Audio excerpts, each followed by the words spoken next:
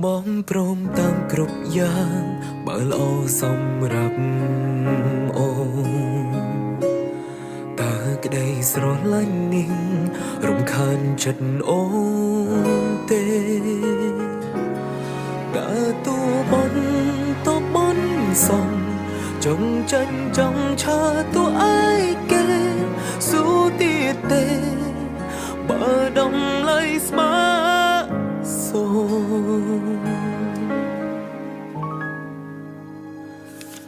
ចង់ឲ្យឃើញបងមុនគេពេលអូនភ្ញាពីគេ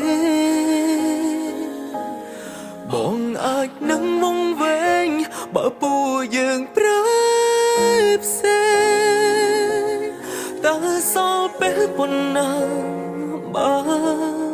យើងក៏មិននៅក្មេងតើនៅលោលែងនឹងភ្លើងជីវិតមួយនេះដល់ពេល